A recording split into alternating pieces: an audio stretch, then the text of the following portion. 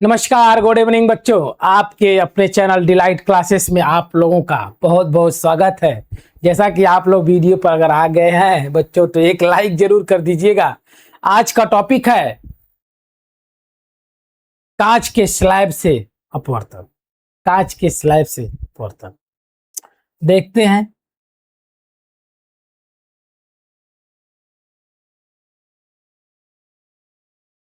कांच के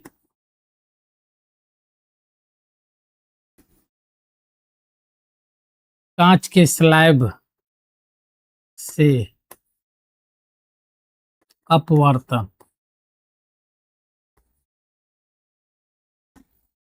कांच के स्लैब से अपवर्तन। स्लैब स्लैब बच्चों, स्लैब पहले देख लेते हैं। स्लैब स्लैब मीन्स होता है बच्चों गुटका। गुटका एक छोटा सा गुटका होता है, खाने वाला गुटका नहीं जो प्रचार किया जाता है इस गुटके में केसर है, नहीं नहीं वो वाला गुटका नहीं बच्चों। एक गुटका, छोटा सा गुटका जो कांच का गुटका होगा बच्चों। तो पहले बच्चों हम कांच का गुटका ले लेते हैं। क्या ले लेते हैं बच्चों? कांच का गुटका ले लेते हैं पहले। कांच का गुटका ले लेते हैं पहले बच्चों।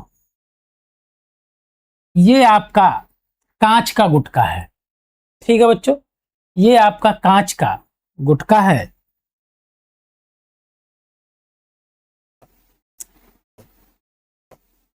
ये आपका प्रकाश की किरण है जिसको हम बोलते हैं आपतित किरण। कौन सी किरण बोलते हैं बच्चों? आपतित किरण। और हमें यहाँ पे एक अभिलंब मिल जाता है बच्चों। आपको पता होगा अभिलंब क्या होता है। एक अभिलंब मिल जाता है हमें। और ये आपका जो माध्यम है बच्चों, ये आपका विरल है। ये विरल है, ये आपका सघन है और फिर विरल आ जाता है बच्चों। विरल, सघन, विरल। विरल का मतलब ये आपका वायु, ये आपका कांच दिख रहा है, कांच का ये गुटका है, ये आपका कांच है, फिर आपका वायु है। ठीक है बच्चों, वायु, कांच, वायु। आपको पता है बच्चों, जब आपतित किरण इस गुटके पर पड़ता है तो जब विरल से हम सघन की ओर किरणें जब जाती हैं तो आपको पता है कि ये अभिलंब की ओर झुक जाती है। किधर झुक जाती है बच्चों? अभिलंब की ओर झुक जाती है। जैसा कि आपको पता है कि ये अभिलंब की ओर झुक जाती है। ठीक है बच्चों, ये अभिलंब की ओर झुक जाती है। फिर उसके बाद मुझे दूसरा अभिलंब मिल जाता है यहाँ पे बच्चों। दूसरा अभिलंब मिल जाता है, ये दूसरा अभिलंब मिल जाता है बच्चों। उसके बाद क्या होता है बच्चों? ये किरणें, जो किरण होती है यह अभिलंब से दूर होती है। क्यों बच्चों? क्योंकि जब किरण सघन से विरल माध्यम की ओर जाती है तो ये अभिलंब से दूर हो जाती है। इस किरण को हम बोलते हैं बच्चों निर्गत किरण। कौन सा किरण बोलते हैं बच्चों? निर्गत किरण। ठीक है बच्चों, ये आपका निर्गत किरण है। ठीक है बच्चों, ये आपका निर्गत किरण है। जैसा आपको ये पता है कि ये आपका अभिलंब है, ये आपका अभिलंब है और ये आपका आपतित किरण है। क्या है बच्चों? आपतित किरण। मैं आशा कर रहा हूं कि ये चीजें आपको समझ में आ रही होगी। मैं एक बार फिर से बता देता हूं।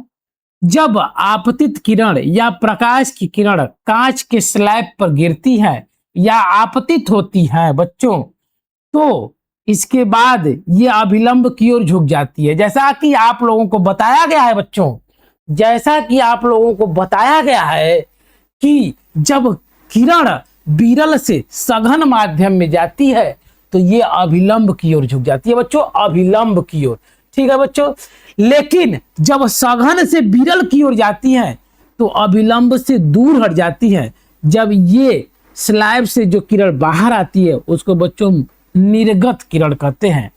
क्या कहते हैं बच्चों? निर्गत किरण। ठीक है, निर्गत किरण। लेकिन बच्चों जब ये आपतित किरण को जब हम आगे की ओर बढ़ाते हैं बच्चों, आगे की ओर बढ़ाते हैं, इस आपतित किरण को जब हम आगे की ओर बढ़ाते हैं बच्चों, ऐसे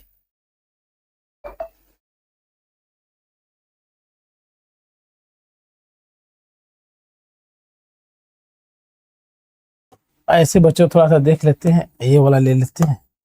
जब बच्चों आपतित किरण को आगे की तरफ बढ़ाते हैं, ध्यान देना बच्चों, जब आगे की तरफ बढ़ाते हैं तो क्या होता है, ये निर्गत किरण और ये जो आपतित किरण होती है बेटा, ये समांतर हो जाती है। क्या हो जाती है बेटा? समांतर हो जाती है, जैसा कि आपको दिख रहा होगा। ठीक है बच्चों, तो हमें दो चीज मिल गई। क्या क्या मिल गई बच्चों? पहला मिल गया कि जैसा आप फिगर में देख रहे हैं कि अपवर्तन 2 बार हो रहा है। कितना बार हो रहा है बच्चों? अपवर्तन 2 बार हो रहा है। 2 बार अपवर्तन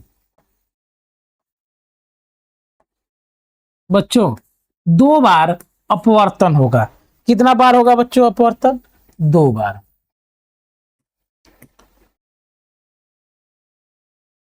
अपवर्तन 2 बार होगा। ठीक है बच्चों, जैसा कि आप देख रहे हैं फिगर में, कितना बार अपवर्तन हो रहा है बच्चों? 2 बार अपवर्तन। अपवर्तन 2 बार हो रहा है। ठीक है बच्चों, एक बार यहां और एक बार यहां। ठीक है बच्चों, जब आपतित किरण आगे की तरफ बढ़ाते हैं तो निर्गत किरण और आपतित किरण, दूसरा क्या मिला बच्चों हमें?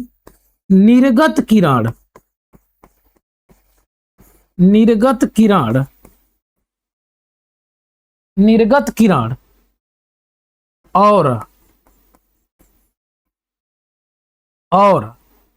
आपतन किरण, आपतन किरण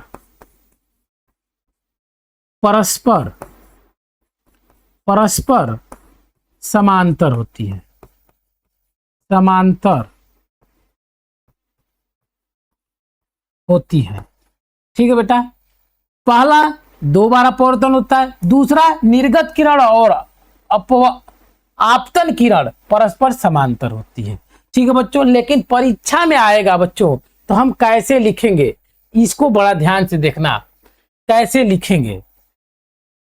जब आपतित किरण या प्रकाश की किरणें कांच के स्लैब्स पर गिरती है, इसको थोड़ा सा डिनोट कर दिया जाए बच्चों, डिनोट कर दिया जाए, जैसे P, इसको Q, इसको R, इसको S, और स्लैब को भी डिनोट कर दिया जाए बच्चों। स्लैब को A, B, C और D। अब फिर से देखते हैं बच्चों, जब प्रकाश किरणें या आपतित किरणें कांच के स्लैब पर गिरती हैं तब उसके बाद PQ जो आपतित किरण है ये अभिलंब की ओर झुक जाती है और QR दिशा में चली जाती है। कहां चली जाती है बच्चा?